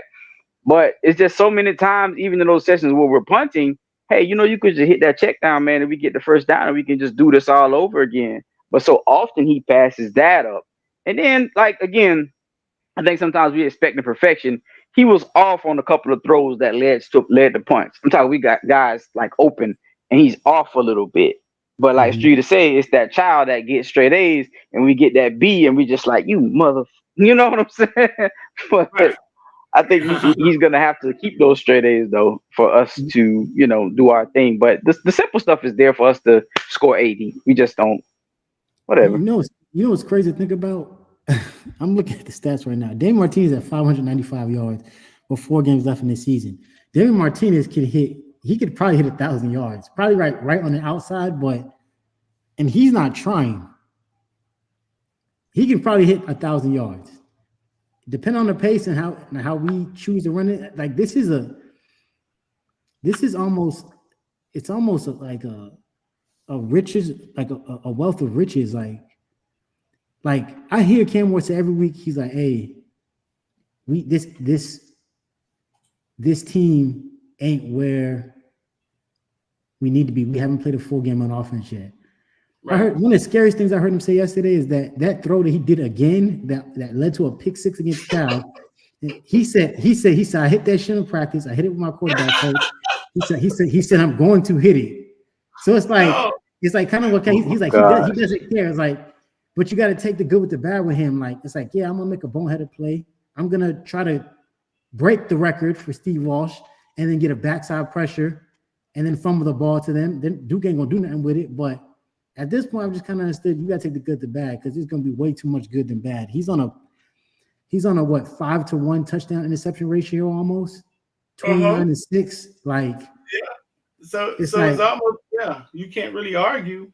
He's on pace. He's I see LM said it, but Byron said it, but between him and he's probably a first team All-American at this point. I don't think it's even debatable. I think the conversation could be had between him and Dylan Gabriel, but just from a straight pacing, he's over 3,000 yards passing already.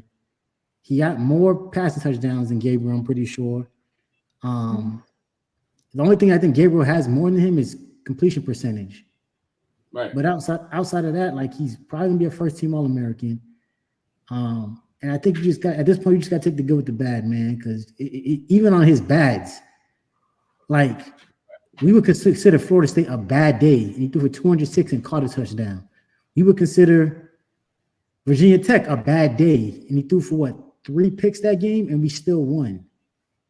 Like, I think you just got to take the good with the bad at this point. I think he's played too much football, and he's too intelligent to let a team fail, if that makes sense. Rashard is one of the villains in the membership, and Rashard said this in one of our discourse the other day that this is the first meaningful football Cam has ever really played in college. I agree. Like, where shit is on the line, national championship, you know what I'm saying? And I think he's trying to say that he's probably been able to play free. He's probably played more freely, you know what I'm saying, throughout his college career. But I'm going to tell you this. That pass he keeps trying to make, right, goes against everything I've ever heard the coach tell the quarterback. Don't throw the ball across your body. Don't throw the ball across the field. Don't roll right. Take the sack. But I'm here to tell y'all this. What he's trying to do, right? Because we see people defy odds all the time. Where he's trying to throw ball, if 8 ever catches that shit, it's a touchdown every time. Because it's the skip pass in basketball. When the zone shifts all the way to the right, who's open? The fucking guy on the back of the zone, the skip pass. Mm-hmm. Now, I don't know if he needs to set his feet, take his time, and throw it, right? But what he's trying to do is defy those odds, all those football rules that's been said numerous times. But what he sees, all he sees is an open fucking man. And I'm going to tell you, I'm not lying. He's open. You know he's open because it's the backside of the defense. Yeah, this motherfucker's trying to throw. He's trying to play new football. He's trying to throw to the backside of the defense, dog. Yeah, he throws it late and he puts too much air in it. If he drives that ball, then yeah. But to actually combat that, Rashad, this is not, like, people forget, Cam Moore played for an FCS national championship. They just lost because his defense was ass. So in context, yes, he's playing at this level, the most meaningful football, but in his career, no, he's actually not. Because when you're at the FCS level, yeah, obviously at that point, he's not thinking, hey, I'm going to be at the University of Miami in a couple of years, so this don't matter. No, he's trying to win a championship. So he's played for FCS national championship. I think that's exactly what he means, though, Mehdi. I think that's exactly what he's saying. Like, he wins that championship. Nobody knows. Does anybody here when the bear pisses on wood in cotton in the woods? Forest, yeah. Whatever the saying is, that's exactly what he's saying. That's exactly what he said. But at the same time, let's think about this, right? Let's real quick transition to Reese Poffenbarger. Reese Poffenbarger was the fucking man at the FCS level with the University of Albany, right? If Cam does win that championship, does he end up at Washington State or does he end up maybe at a different program? Oh, he's a 6'1" black quarterback. They usually don't get the benefit of doubt. He ends up at Washington State, I think. No, let's take the race out of it. I'm just saying because there's no reason why black people should be in Washington State, in Pullman, Washington. Let's just be honest, right? He ends up at Washington State, I believe. I'm saying, like even Mish Powell, his family just from there, right? Like most black people don't end up in Pullman, Washington, or the state of Washington in general. I'm asking you, is if he wins that national championship, he's on a higher level, he broke all them records in the Incarnate Word, and if you watch that game. That was insanity. That is I've never seen a defense let a guy down more probably in recent years than his defense did playing that stage. And shout out to Fort Sam. For context, Fort Sam Houston is now D1.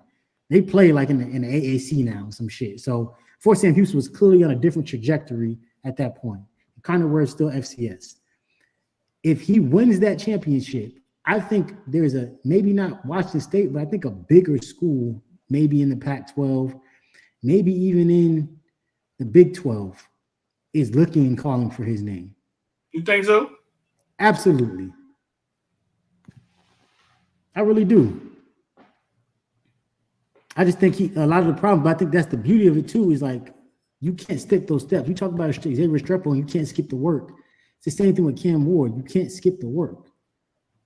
All the distractions we see, I said this before in Miami, everybody need mama drive a Lambo down there, right? So you don't got to worry about that. You know what I'm saying? But all those things, and he is head and shoulders the best quarterback by far this year. And even when they're down, like you still got a chance. I can't say that with no other quarterback this year. Yeah, by far, bro. Like he's definitely Himothy. He's playing like we thought Caleb Williams would play at USC.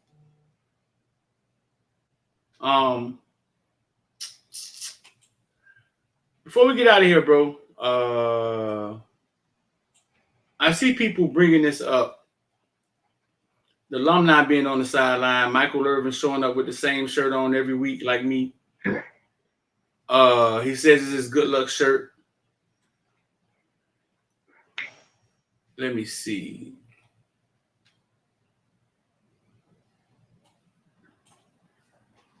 Yesterday, Andre Johnson, Sonaris, Moss, Lamar Thomas. Lamar Thomas is there every week. All showed up.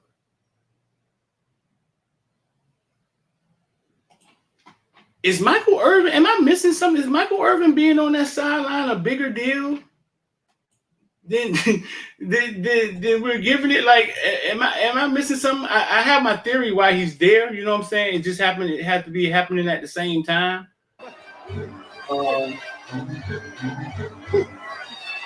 Might be on 10, dog.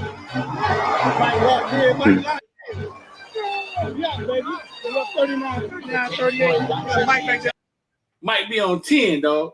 Am I missing something? Is this a huge deal that Mike is consistently coming? He's on the sideline. Mario is allowing it. It might be a one-off. I'm not 100% sure because you see, it's just Mike, right? You know what I'm saying? So it might be a one-off because Mike brings a lot of energy and a lot of attention or whatever. I think it's a big deal for the players for sure. Is this going to lead to something from Mario? I would hope so, but I don't know. We haven't seen it yet. Mario's been here for 3 years now, so I don't know. I hope it opens the door. Maddie, is this a big deal, Maddie? That the greats are back on the sideline and they talking up for the program and I lost Maddie. I ain't gotta pay attention. We lost Maddie for a second. I mean, I think maybe it's because they sniff what's going on. Like we know that this Cam Ward thing is something special, and this is one. So maybe they sniffed the opportunity. But I hope it's something that keeps going on. But the thing is like, okay, so if next year doesn't look like this, okay, maybe Mike doesn't come back. But maybe some of these other lesser known guys, are you gonna let them be on the field like that? You know what I'm saying? So I'm hoping that's what it's become. But I know Mario, it could just be for this year and what's going on. Mario knows how to put shit together, but I want it to be a continuation. But who knows? Maybe he's at that point where he's secure enough now where it's like, I'm not worried about bad influences. I got my culture under control and yada, yada, yada. So I hope this starts what it used to be. So I don't know. Bro, this video is so underrated right here, bro. Mike actually explains how we started throwing up to you in this goddamn video, bro. Mike said it was him. Mike said he started it, dog. Yeah, I think Mike is building this platform right now. There's more alumni. I want people to know this. There's a lot more alumni that's at the game for people who didn't know this. Yeah, they sit in the press box. And I'm talking about a lot more. I'm talking about guys who you didn't know played for UM, guys who got in 1 year. Like they're always there. It's a place for them there at the stadium for people who didn't know that. On the side, I think it's levels to it though. It's levels to it. Like certain ones can come to the sideline. You know what I'm saying? It's levels to the level of you get. You can hear me, Shree? Yeah, I get you. Okay. Because I asked you a question earlier. Go ahead. The question was, does this matter if these guys come back? Yeah.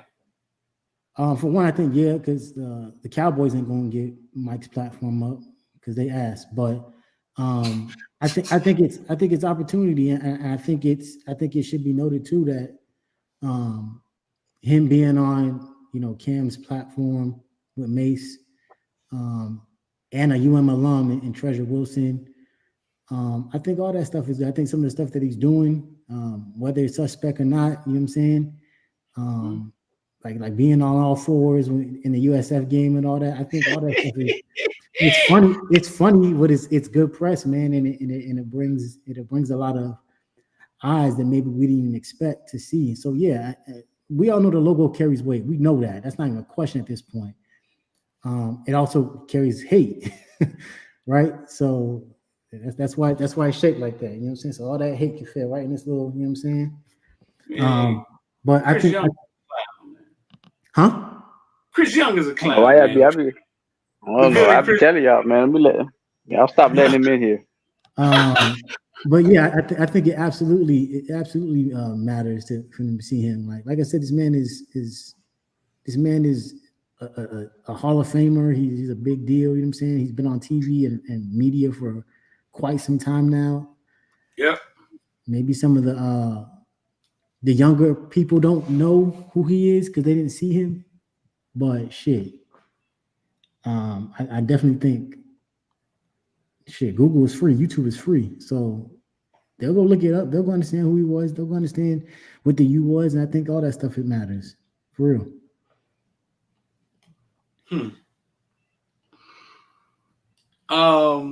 Do I think it matters? I think marketing matters.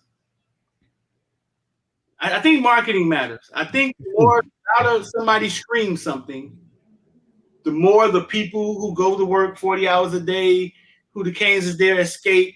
It's not like all day long for us like it is for us. I think those are the people who get those messages. And the more you hear the Canes and you got Michael Irvin on with Cam and Mace and he's repping the U and the more different platforms and different people of that at that level scream the University of Miami, the more people believe. That's what marketing is. That's what branding is. Yeah. It's crazy. As long as Alabama won, right? And as strong as they built their brand, that A, it doesn't scream anything. Like it's all just, we're good at football. We put motherfuckers in the league. Hard work. You know what I'm saying? But it doesn't scream anything. You does it make sense to y'all? It doesn't have an attitude. It doesn't have like Oregon scared the fuck out of me with Nike backing it. That scared me, dog. We had kids in South Florida say they were going to Oregon, and I would ask them in interviews, "Where's Oregon?" And we just have to fucking cut the interview. Stop. Okay. No fucking clue where Oregon was. Oregon brand was screaming. I hope y'all understand the difference. Mm-hmm. You know. So all those Hall of Famers where people laughed at, oh man, that was 20 years ago. Well, guess who the fuck they are now? people with decent sized platforms and brands. No, and this ain't. I think the funniest thing about this isn't Michael Irvin. Michael Irvin was here under the Al Golden era. He's been here every era for every coach. He's giving those halftime speeches. He don't change nothing. Mike is a very fired up individual, and he brings a lot of juice to wherever he's at. Right? He's probably one consistent alumni, regardless of how Miami looks. He didn't did the preseason. He didn't did. It only matter now because we winning. I think that's the point. Like, you can market whatever, but if you ain't winning, this shit don't matter. Like, don't work. Yeah, and they stop coming around as often. And, oh man, and bro, listen. I mean, let's have a real conversation. Like, imagine Mario talks about being frightened walking into the locker room in 87. He talks about it. Like, bro, there was goddamn monsters in that locker room. Rod Mack talks about it 10 years later, and it still was rough to be in that locker room. I'm just gonna say that. it was rough for a freshman in that locker room 10 years later. So let's think about this. So Mario walks in, and it's partly because Michael Irvin told him. He told the story before. Mm-hmm. Hey, Brooke, either you commit to us or not. Either you're going to get your ass beat by us or you're going to come be with us. Michael Irvin said that to Mario on recruiting visit.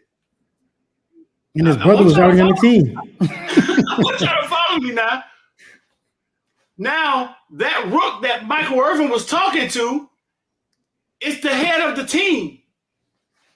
But guess how Mario still sees Michael Irvin? Mm-hmm. So when Mario's getting his ass beat in the first 2 years, you don't want Michael Irvin on the sideline. Because that's Big Brother saying, hey, boy, what the fuck is you doing with my youth? Yeah. Yeah. Man. And it's not just Irvin. It's all those guys that were in that room. You know what I'm saying? It was the Al Golden or the Randy Shannon squad where he said that. He said when he went off talking about some old players who I don't know, but he's like, I didn't want them guys that were before me coming back and saying I didn't hold up my end of the bargain. I forgot what it had to be, like Randy Shannon squad. Yeah. That's what I'm saying. Like Mario took the money, but he walked into something I think it appears to have made him a better coach. Now you have walked into your peers that were better than you. You made more money than them, but they were better than you. And they will look at you and say, bro, what the fuck you doing? Because they don't see you, you know what I'm saying, on that level, and it's just some brother stuff.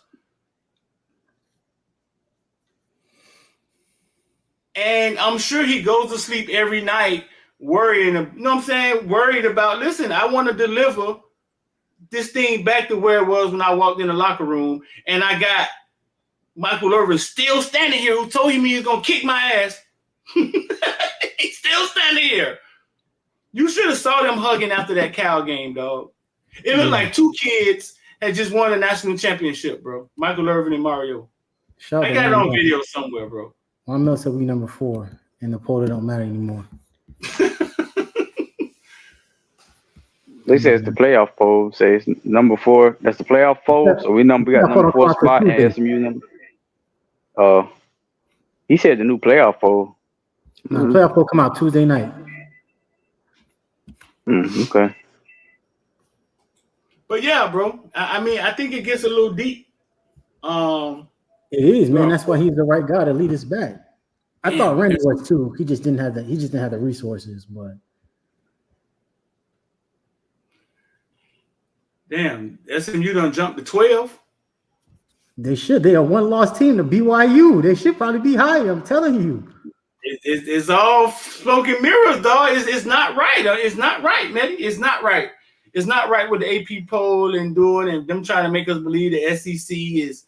Man, I hope, goddamn it, I hope SMU sneak in the playoffs and beat the fuck out of one of them SEC teams. That's why we needed the playoffs. Everybody complaining about the playoffs. This is exactly why we needed the playoffs. Look at how they treat everybody. Look at how they treat people in the polls. That's not ACC, bro. I mean, that's not SEC. Look at how they treat everybody else. That's why we need the playoffs. We're going to settle this. I don't see how people complain about the playoffs. 12 teams, 16 teams, 24. I don't care what it is. We need a damn playoff, an extended playoffs. So I'm happy we're here. Now we can prove it. Yeah. So now somebody told me, yes, I think it is. I think it is a big deal. And I think right now these guys have big platforms. I think it is a big deal for them coming back and being there. This is all by design, in my opinion. I think I remember you talking to some of the alumni and getting frustrated, or them being frustrated that they couldn't come back. But come back to do what? We had fucking Eddie Reed here. I'm sure telling him like, "Hey man, this shit ain't. You ain't missing nothing over here." Like I'm telling you right now, you ain't missing much. I'm sure Alonzo Heisman was saying the same thing too, right? And unfortunate that they had to leave the way they did. But shit, would you want them coming back to a 5-7 team and then giving all that fucking pressure to Mario, who knows it's not where it's supposed to be at? But it was never a fucking. He said it in year one when we got blown out by Florida State. It's never an easy fix. An easy fix gets you to fucking being 1-8. Mike Norvell. Right. It's not an easy. You can't just go transfer portal everything up and think that shit's gonna be sustainable. It's not. You have to go through those lumps. You have to, and if you don't, then shit. That's why, like I said, man. That's why I was over. I was like, these first time head coaches coming here getting it. No, man, fuck that. No, I'm sorry. You're gonna have to show me you did it somewhere else first. You got to, and you can see it.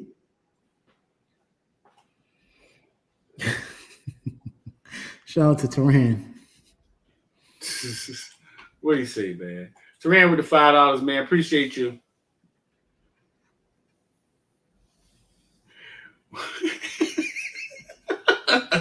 He trying to use reverse psychology with the $5, dog. Turan Blue watching the next 5 minutes. Street is about to say we're about to get out of here. Teron, that sounds like you don't want us to go, dog. You know what I'm saying? I appreciate that. Man, that's what it sounds like, bro. It sounds like you've been arguing with the wife all last night. You sitting in the car. She done put you out the house. Even got to the show late. And Billy takes is all you got going for you right now, bro. You don't want us to go, bro. I understand, man. But, hey, man, before we get out of here, now let me talk to you don't have to go in their house to run and face that storm, dog. I'm sorry. Why I can't see the pole? You can't see what? I can't see the pole. Because who knows what poles they talking about, man? That could be the goddamn. Oh, yeah. Definitely no Sean Combs. Hey, yo. Uh-huh. I said definitely no Sean Combs. And you see what Cam Ward out here endorsing damn cologne. I thought he had his own cologne. I saw it in the comments. I didn't look it up though. Look. Why wouldn't he just make his own cologne? Street, they don't get paid that damn much. It can happen. It can happen. It can definitely happen. He can just create his own cologne. Call it what? What the name of Cam Cologne to be in the comment section? What would y'all call Cam Cologne? Mm-hmm. Throw across my body. No, that's actually funny, dog. No, that's actually marketing geniuses. And I want to throw across my body. Throw across my body is actually fucking hilarious, dog. That's actually tough. That's actually funny, dog. Hey, we need to go ahead. Hey, go ahead and copyright that shit, man. We need a cut. That's actually funny, dog. I was gonna call it count it out, but I like throw across my body better. Chris Young said unbothered. That was stupid. Dog, that's a good one too, dog. Unbothered.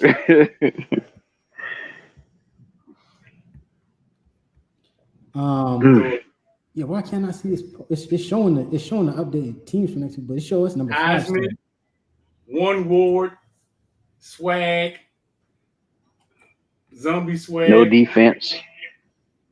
Him by Cam. Unbothered. It's hilarious, dog. No defense. No defense. No defense. The zombie swag. Swag. I like levels too. Levels is tough. Yeah, levels is good. LMV said 5 laughing faces. X body. Oh, crossbody. Crossbody. Oh, yeah. Nonchalant is good too, dog. Yeah, that's tough. That's actually tough. Hey, and I'm almost sure there's a nonchalant. He hyphenated it at the end. I like that. Oh Lord. Oh my God, these things are getting better and better. Your savior. You savior. Oh. Yeah, dog, I think crazy. Cologne made money made that long money. People will buy it. He got the influence. That's true.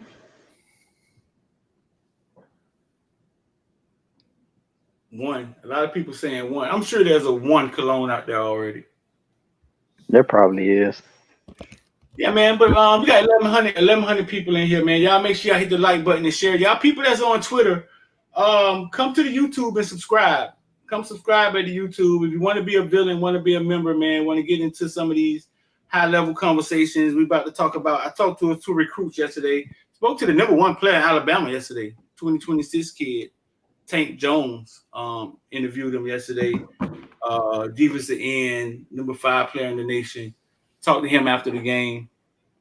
Talked to a few other kids. I got a top 5 from a kid the other night versus West Broward, the cornerback Akunde Ashambi. No, put his top 5. I'm gonna put all this in the recruiting section, in the member section. And also talk to the Armwood cornerback. Let me see. Jalen Waters, 6'2" kid, committed to Florida. And I don't know how long he's gonna be committed to Florida. I heard about that kid. He's came to 3 Canes games just this fall. Guess who bringing him? Oh. Yeah, I had a brain fart right there. Lakeland homeboy. Polkway. Oh, Polkway. Polkway the one bringing him down here. Yeah. He finally switching out. No, Polkway been switching out because them Florida Gator fans is mad at him on the timeline, but they be on his ass. Who's the SMU was 12? They 15. The AP poll out? Nah, this is the coaches poll. I think what they represent. Mine is number 4. Yeah, on the coaches poll. I'm shocked. I'm shocked. If we move up, I'm very shocked. I don't mind us. I really want us to stay back, to be honest with you. But moving up to 4 shocks the heck out of me. But yeah, I prefer to stay in the back, bro. Keep that chip on your shoulder. Yeah. So you ask me, Kyle, I'm good with being 14 and shit. As long as I'm in the playoffs, I'm good. All right, bro. Let's get up out of here, man. Let y'all go watch y'all Dolphins beat Buffalo ass. Oh God. Let's go Fins. No, sir. Go Giants. Let's go to a lock into a. You know what time it is. Hey, don't let him come take your job, dog. You earned that. Look, listen, before we go, let me say this about the Dolphins and the NFL period. And this is what pisses me off about being a Dolphins fan. It's just rare that we do the right thing, right? Or we do the smart thing, right? Like the few moves I can remember that I'm like, I can't believe we made that move was like when we got Ndamukong Suh and we didn't do nothing with it, but it was a great pickup. That man changed our defense and getting Tyreek Hill. But it's like we never follow up. I say all that is to say, like, I watch Cam Ward every weekend, and I'm just like, how would you not position yourself to get this guy? Cam Ward is amazing to me, dog. Like, yeah, and I know what a good quarterback looks like, right? Like, I would be happy with a guy like Shador, but I watch Cam Ward, and I'm just like, this shit is something different, bro. It's something. Why would you not? The same way when they was watching Andrew Luck in college, people was like, suck for Luck. Like, you got to do what you got to do to get Andrew Luck, man. He's the, you know what I'm saying? And for all intents and purposes, he was that for a little while, right? So when I see a guy like Cam Ward, like the only knock for me and him, and he's not like a really, really big dude, but that's nothing. If you can throw the ball, you can throw the ball. I watch him, and it's just like, in your brain, how do you not say, man, we need to put ourselves in position to get this kid? Because you can do it without actually tanking. Hey, Tua, we don't want you to get no more concussions. You want to come back? I understand that. But come back next year. We're going to finish out this season with Huntley and whoever. Because I know that ain't going to get us 5 wins.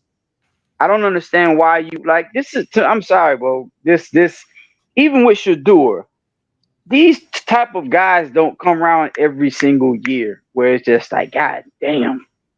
But you won't position yourself to get them when you have the opportunity. It's just mind blowing, and that's partly why I don't really watch the NFL again anyway. But it's just mind boggling to me that, yeah, I'm whatever, bro. I'm rant over, guys. I'm sorry. We can get up out of here.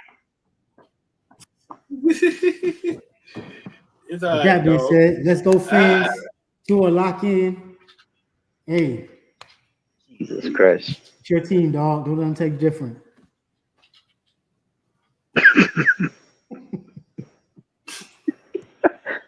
Oh God. Hey, we already benched Daniel Jones. We need a concussion to take him out. He's already being benched. The writing is on the wall. He didn't even need to get benched. He could have just kept playing, and the Giants could have got that pick. They didn't have to bench him. We in a different situation. Like, bro, sit Tua the fuck down, man. All the scouts coming. Glenn Cook is a scout for the Cleveland Browns. He was in the press box yesterday. $1 million. No, he's just his guarantee money. He's not hooked on his contract. Oh no, they would pay him. I think his retirement. Oh gosh, he would get a lot. I think it would come off the cap kind of slow. I think that's how it works. But he would get a good. He got I don't know. It's got to be over $50 million that he has guaranteed. I don't know why he won't just go sit the hell down. But I think that comes off the cap kind of like incrementally, if I'm not mistaken. I know that's how I do it in the NBA. So. All right, man, let's ride. All right, I appreciate y'all, man. Make sure y'all hit the like button, share with another Cane fan. I mean, stop being stingy. You know, Cane fan want here's some good content, Cane content, man. Shoot it over to them. All you gotta do is hit the share button. Like, if you're on Twitter, come over, man, and subscribe. If you're trying to cop some Village shorts, shout out to the people that pre-ordered them, man. Them things go out this week. Finally. You want to cop some Villain shorts, man. The link is in the description. We're going to get up out of here. Let's go Tua. God damn it. Yes, sir. Why you rooting for Tua? Why you rooting for Tua, man? So we can get Daniel Jones. What you mean? I mean, we can get Daniel Jones the hell up out of here.